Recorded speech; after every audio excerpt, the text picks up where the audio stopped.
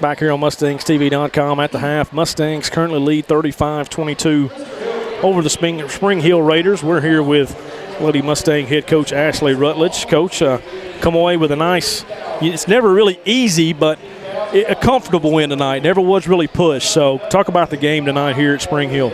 I thought we did an excellent job on offense and defense. Our offense, as you can see, I think everybody can see, it's kind of struggled lately. So it was nice for us to push through that barrier and that wall. And the girls performed and did the things that we've been talking about, the little things. You know, I don't know how many times we got a backdoor cut.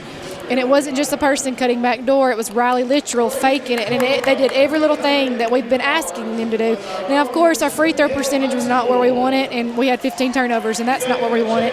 So I keep pushing my girls and saying, can you imagine when we get all the little things where we want them, buddy, we're going to be a beast of a team. We're still learning and growing. So I was proud of their overall effort, but mainly offense, because that's been our struggle lately. Absolutely. Me and KJ was talking about how many backdoor cuts we got easy baskets on tonight. And that's something that, you know, it's timing, it's work, it's practice, and we've been talking about it off the air and just normal conversation between games. We see the girls, you know, the Facebook page talking about, you know, different players hitting the 25,000 point barrier. Kind of explain to everybody listening in and us here kind of what the girls are doing. The girls, I challenged them in July, and I've done this now. This is my 5th year to do this with my teams, but they score 25,000 points. Not just shoot, they score, and they keep up with every point that they make. They have a log, and it's been so special to see the girls come in with those black and yellow folders, and they go, Coach, I'm through, and I'm so proud of them. And for those, hopefully you're on our Facebook page, and hopefully you'll add us if you're not, and you can see those players who have completed it. That's 25,000 points. That's getting in the gym a lot. Some of them have told me, Coach, I had to do this in the rain. I had to do this outside, and now I have a cold. And, you know, they've learned the meaning of that hard work, and a lot of them are seeing it pay off on the floor. Absolutely. I know every picture we've ever seen on there, they're smiling from ear to ear. Oh, yeah. I don't know if it's out of excitement or just relief that it's over, but 25,000 points, that's a lot of baskets, whether it be 3-point, 2-point, free throws, whatever. And you could tell, as you said tonight, the offense a little improved tonight, breaking through that barrier. And you could see, you know, we talked about it not only with Coach Roach but with you. It's not how you start a season, but it's really how you finish. And, right. And you know, you kind of get some Christmas action in. And I know you're going to be heading down to Lauderdale County and playing the Christmas tournament down there. And we're always going to face some good teams. So do you know who you're going to play yet there and a schedule? We do. And can I go back and touch on something? Go all you want. You go wherever you want to go. You've said something real important. It's something I've had to really be patient with. It's not how you start, it's how you finish. And, you know, I've had several people saying, man, we're so close. And I've been telling them, listen, hang with us. We're still learning. We still have those growing pains. So these players they're breaking through barriers, and I just keep saying if we keep improving, we're going to be exactly where we want to postseason. I'd like to see us get there a little bit earlier than postseason, but hey, we're getting better and better. But no, we go down to Rogersville, Lauderdale County. We play on December 26th at 3 o'clock in the old gym, and we've got Gunnersville. Try to do some searching around on them. I hadn't found anything yet. I had a player tonight say, Coach, you got that scouting report yet? I said, listen, Destiny Gobble asked me, and I said, I am working on it. So, but it's a great tournament. I know when Jana Cross played, they kind of ruled the roost while they were down there. And they used to put it in the upper and the lower divisions. Mm-hmm. Now they've combined everybody. And I don't know if anybody's heard about Lauderdale County's team. They've got triplets that are juniors that are unreal guards, and they've got they got a freshman post and a big post. So, you know, we'd like to say that we can make it to the finals, and we might match up with them, you know. So that would be a big game. But that's a great tournament, and it's so close that I hope we can get our community to come support us. There's a good place to eat, a steakhouse down there. Stanfield's. Yep. They've got a great peanut butter pie. So I'm just going to say, come down, get you a good dinner, come cheer on your Lady Mustangs. Absolutely. I know years past we used to travel down and watch. We've never broadcasted, but it's always nice to take a night off and to be able to sit and watch and see the girls and how they develop and not be preoccupied with doing a broadcast, but to be able to enjoy, you know, the hard work that they've put in, you know, along with these 25,000 points that they're working on now. And it's not just that, but all the other hard work that they do in practice on defense. Right.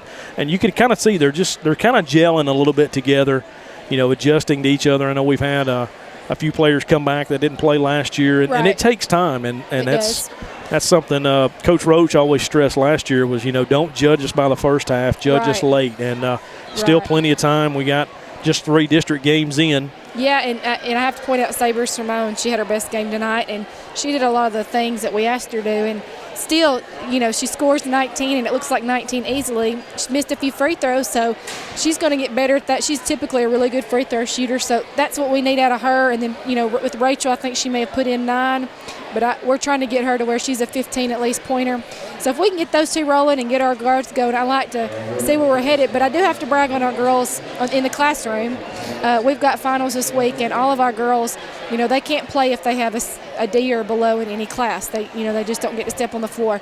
They've all got a C and above, and most of them don't even have C's or A and B. So they're doing a great job in the classroom, and I do have to brag on them in that area. And that's something that oftentimes it goes overlooked is the time that you have to spend not only in the gym, but whether you're being in class or at home and right. getting through the books. So right, and we've got great teachers, and they're pushing these kids. So these kids have to work hard for those grades. I get to see that now that I get to go in the classroom. So I'm proud of my girls on the court and off the court as well. It's good to see Sabre kind of feel a little bit more comfortable on the floor coming back from the injury. She's kind right. of you could see moments last week against Collinwood, but tonight she almost felt like she felt back at home. She just seemed fluent, and she just carefree. No, I shouldn't say carefree, but fearless. She just had that look in her eye where, I'm going to take over, and she took over, and she did a great job.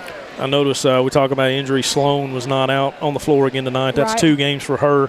Any more diagnosis on what she might have? She goes back tomorrow to get an MRI, and then, we're hoping she can get back out there. That's a kid that, she works so hard. It's hard to see any kid have an injury, but she's worked so hard. Got back out there, played a couple weeks, and now she's back off. So say a prayer for her. We're hoping for the best and to get her back out on the floor. Absolutely. So the tournament at Lauderdale County, their first game will be on the 26th. 26th at 3 o'clock in their old gym against Gunnersville. Okay.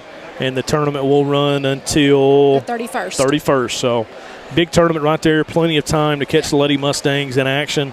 Close to home, as we stress with the guys. They're playing at Lawrence County and at Mount Pleasant. So, if you got time during the holidays, take a little bit of time. It's early tip-off. You can go out, watch some great action. As Coach Rutledge said, swing by over at Stanfield's. I've never had anything there that wasn't good. Oh, man. I might have to try the pie now because I'm usually too full from dinner.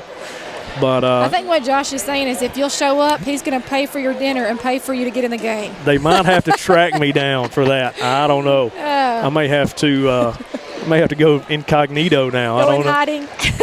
If you can't find me, find Bill Felton. He will more than be happy to foot that bill. He'll get you a steak. There you go. So we want to thank Coach Rutledge for coming up, spending some time with us, and just talk about the hard work that the Lady Mustangs have been putting in, not only in the gym but in the classroom, and absolutely go out, catch these young ladies during the Christmas holiday before we come back and play that old team up the road there after the New Year holiday. So got under a minute to go here in the guys' game. We want to thank Coach for coming up, spending a little bit of time with us. We're going to let her get out of here and head back. And Merry Christmas. Absolutely. Back here, Spring Hill High School, MustangsTV.com at halftime.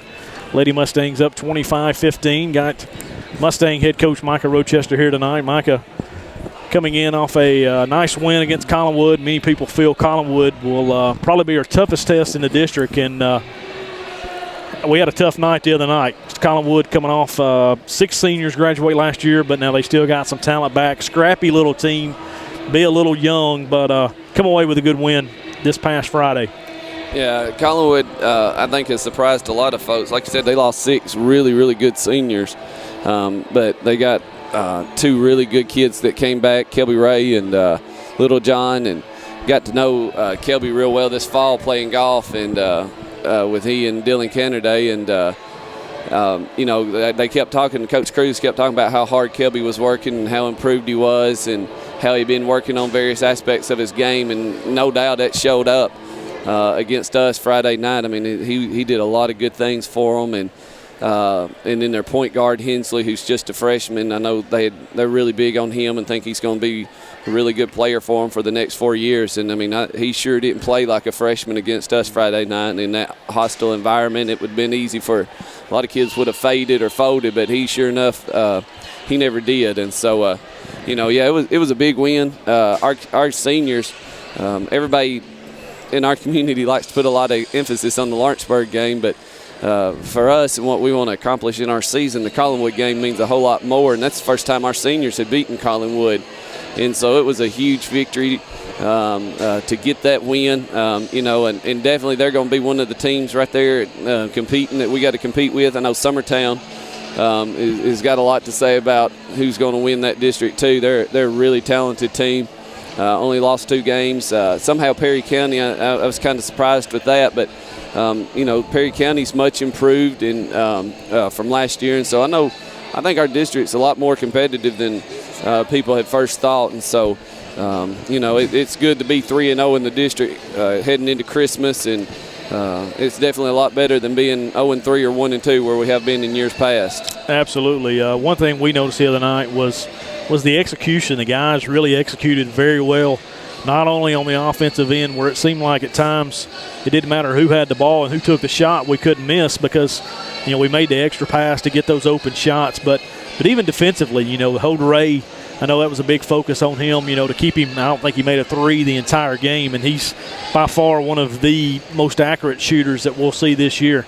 Talk about maybe the focus on how well they've executed, all the guys, as many guys that see the floor on both ends. Well, I told KJ before we came on the air, I was laughing. I had to climb over these hurdle over this barrier to get up here, and I told him I hope I didn't pull something, we were laughing about it. I said, well, with this bunch, it wouldn't matter. They know what's going on, and have executed and done what we do for long enough. They probably know it better than I do. We were laughing at Perry County. We talked about what we were going to do if they jumped into certain defenses, and they did that. And Ben had got us into the right offense and had us ready to rock and roll, and I'm over there yelling at him, and he turns around to look at me, and they pick his pocket, and he kind of come off the floor looking at me like, I got it, man. And I was like, I'm sorry, you're right.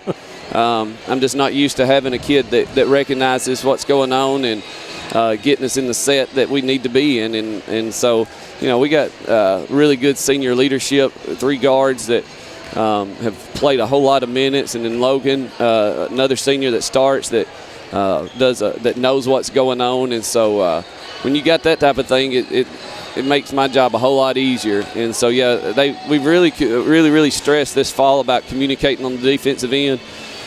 We would stop in camp games and maybe jog and discuss communication better on the defensive end, and we've really tried to stress that. And then one of the other things we've tried to stress is not settle for a good shot, but make the extra pass and get a great shot. And I think a lot of that has to do with our kids have confidence in each other, and it's easier for me to give up a good shot if I'm confident that you're going to knock down a great shot. And so, I think our kids are doing a really good job of figuring out what shots we need to shoot. And I think in years past I've not done a very good job of defining what type of shots we want.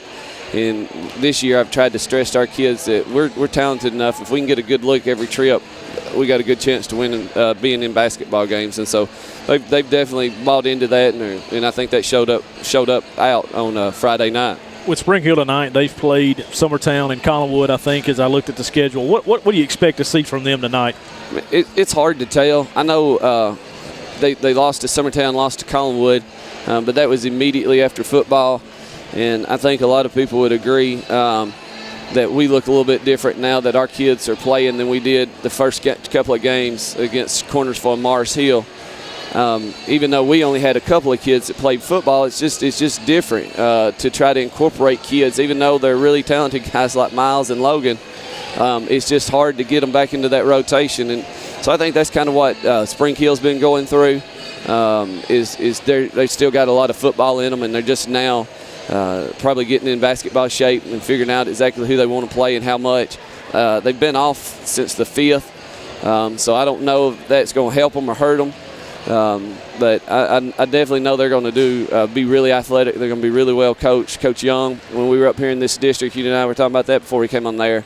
This week we're making our old district, 12A district or AA district run, playing Spring Hill, Marshall County, and Giles County this week. And Coach Young, I always thought, did one of the best jobs of anybody around with his kids, how hard they played, how well they executed, and you just always knew you were going to have a battle when you came up here to play Spring Hill. Absolutely. You mentioned Marshall County and Giles County. this is the last regular season game before you hit the little Christmas schedule. So if you can quickly hit those games and times. I know we play at Lawrence County. We play at Lawrence County Friday at 12 o'clock noon against Giles County. And then we play again Saturday at Lawrence County against Marshall County at 4 o'clock. And then the 29th and 30th will be at Mount Pleasant High School, and we play both of those days at 4 o'clock as well. So got a good little stretch here before, and then we'll play Lawrence County at their place at 4 o'clock on a Saturday. That's going to be different, a 4 o'clock game.